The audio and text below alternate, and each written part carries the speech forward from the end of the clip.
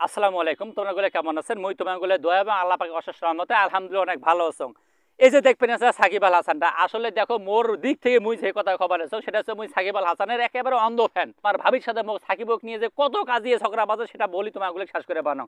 আচ্ছা তোমার গুলো কন্ত যে বিশ্বের মধ্যে ওই যদি ভালো খেলোয়াড় না হয়, বিশ্বের মধ্যে তারা ক্রিকেট খেলা বোঝেন তিনটে ফরম্যাট, টেস্ট, ওয়ানডে, টি-20।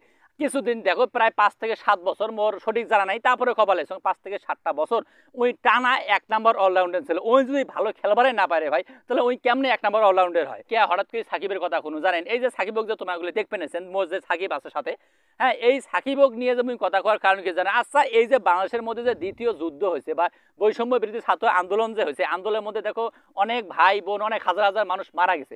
আচ্ছা এই সময় তো ছিল ওই বাংলাদেশের বাইরের ভাই, তাহলে আমি হলো এটা মুখ তোমাগুলো না বুঝেন তো। তবে যেটা হোক না কেন, মুই ব্যক্তি সাকিবকে চেনং না, মুই হচ্ছে ক্রিকেটার সাকিবকে চেনং। রাজনীতির মধ্যে মানুষ যাবে, হ্যাঁ কারো রাজনীতি পছন্দ কারো রাজনীতি পছন্দ নেই, এটা সবার ব্যাপার। মানে যে যার মতো মানে যে কোনো দল করতে পারে, এটা সবার অধিকার আছে।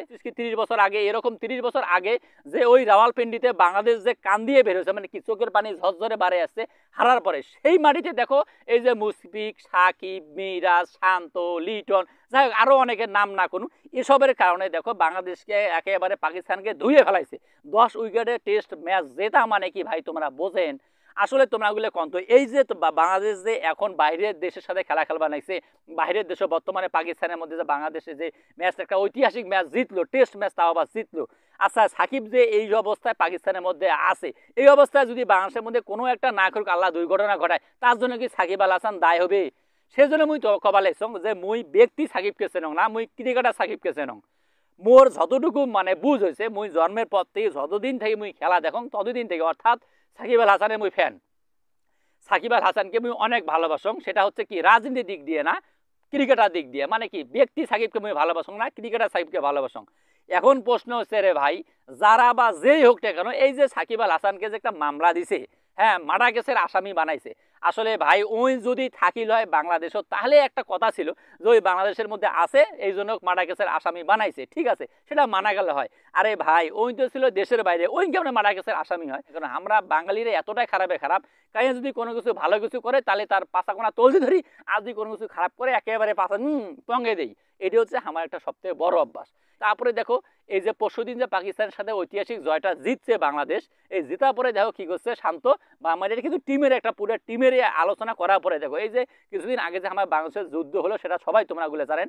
এই যুদ্ধের মধ্যে যে ভাই বোনেরা শহীদ হয়েছে, এদের কাছে কিন্তু এদের জন্য কিন্তু কি করছে সেই মানে ঐতিহাসিক জয়টা উৎসর্গ করে দিছে, যাতে তাদের পরিবার এই উৎসাহটা মানে দেখে উৎসর্গ করে দিছে, যেন তাদের মুখে একটু হাসি ফোটে যে না তাদের একটা ছেলে একটা মেয়ে মারা গেছে, কিন্তু বাংলাদেশে হাজারো ছেলে আছে যার ভাইয়ের বুকটা খালি হয়েছে, তার একটা ছেলে গেছে, আমরা তো আছি, আমরা তার ছেলে।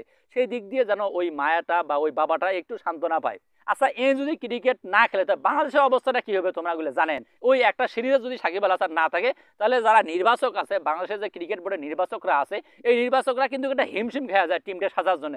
কে?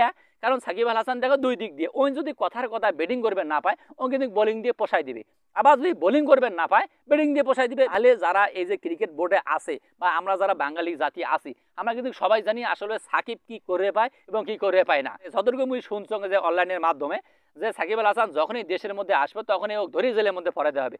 আরে ভাই যদি উই এক ধরিয়ে জেলের মধ্যে ফরে দেন, তাহলে আমার বাংলাদেশ ক্রিকেটের অবস্থাটা কি হবে একবার চিন্তা করছেন তোমরা গুলা? সেই জন্য তোমার গুলো কমানো যে বা যারাই যে মানে সাকিব আল হাসানের মাধ্যমে যে মামলাটা করছে, মামলা তুলি নাও বা খারিজ করি নাও, সেটা মোর ব্যক্তিগত দিক থেকে মুই কারো কোনো পক্ষপাতিত্ব নিয়ে কবানেছ না, যেহেতু মুই ব্যক্তি সাকিবকে ভালোবাসং না, ক্রিকেটার সাকিবকে ভালোবাসং। এই জন্য ক্রিকেটার সাকিব আল হাসানের পক্ষ থেকে কবানেছ, তোমাগুলোর কাছে অনুরোধ করি কবানেছ, তোমাগুলো যে বা যারা এই ইয়েটা করছেন, অথবা যারা বাংলাদেশে আমরা ক্রিকেট প্রেমিকরা আছি, তাহলে আমাদের সবাইকে একটা আন্দোলন করা দরকার। সেটা হচ্ছে কি যে অন্তত এই যে ক্রিকেটার সাকিব আল হাসানের নামে যে মামলাটা করা হয়েছে, এই মামলাটা থেকে তাকে প্রত্যাহার করা, মানে কি করা হোক, খারিজ করে দেওয়া হোক, তার মামলাটা উঠাই নেওয়া হোক। অথবা যদি এমনই হয় যে সাকিব আল হাসান অপরাধী করছে, হ্যাঁ ঠিক আছে অপরাধ মনে করো করছে, কাই কি করছে না করছে সেটা তো আমিও জানো না বা তোমরাও জানেন না, সে অপরাধ যদি করিও থাকে তাকে এমনভাবে ইয়ে করা হোক যেন সে সব ধরনের ক্রিকেট খেলতে পারে। তারপরে হচ্ছে জামিন দেওয়া হোক, এক কথা যেন আগের মতো মুক্তভাবে চলাফেরা করতে পারে। এখন দেখো বাংলাদেশের মধ্যে একটা রোগ হয়ে গেছে, যেমন কি জানেন ডায়রিয়া রোগ মানুষের প্রায় কম বেশি সবারই হয়, এরকম একটা রোগ হয়ে গেছে, কিছু হয় হোক না হোক আন্দোলন করো। আরে ভাই শিক্ষক হচ্ছে বাপের সমতুল্য।